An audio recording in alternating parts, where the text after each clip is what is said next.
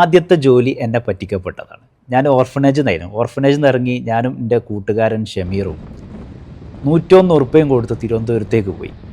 അവിടെ പോയി ഇറങ്ങി ഒരു മാർക്കറ്റിംഗ് കമ്പനിയായിരുന്നു. ഞങ്ങൾ വിചാരിച്ച ഈ മാർക്കറ്റിംഗ് കമ്പനി എന്ന് പറഞ്ഞാൽ വലിയ എന്തോ കമ്പനിയാണെന്നാണ്.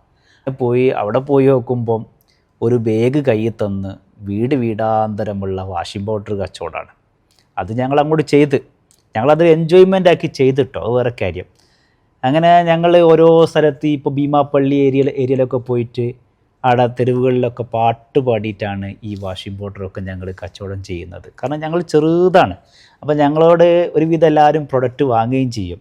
ഈ ഭീമാപ്പള്ളി ഏരിയ എന്ന് പറഞ്ഞാൽ ഒരു മുസ്ലിംസ് ഏരിയ ആണ്. അവിടെ ഞങ്ങൾ ഈ മാപ്പിളപ്പാട്ട്, ബദർക്കിസ്സ പാട്ടുകളൊക്കെ പാടിയിട്ടാണ് ഈ കാര്യങ്ങൾ കച്ചവടം ചെയ്യുന്നത്. അതുകൊണ്ട് തന്നെ ഞങ്ങളെ പേഗ് പെട്ടെന്ന് കാലിയാകുകയും ചെയ്യുമായിരുന്നു. ഞങ്ങളെ സെയിൽ കണ്ട് ഞങ്ങളെ മുതലാളിമാർ ഞങ്ങളെ മുതലാക്കാനും തുടങ്ങി. അത് ഞങ്ങൾക്ക് അത്ര പെട്ടെന്ന് മനസ്സിലായില്ല. മാസങ്ങൾ കഴിഞ്ഞ് ശമ്പളം ചോദിച്ച സമയത്ത് ഭക്ഷണം തരുന്നില്ലേ എന്നൊരു ചോദ്യമാണ് ഉണ്ടായത്. അങ്ങനെ ശമ്പളം ചോദിക്കാൻ വേണ്ടി വീണ്ടും ചെന്ന സമയത്ത് ഇതേ വർത്തമാനം പറഞ്ഞ സമയത്ത് ഞങ്ങൾ വേറെ ജോബ് നോക്കി.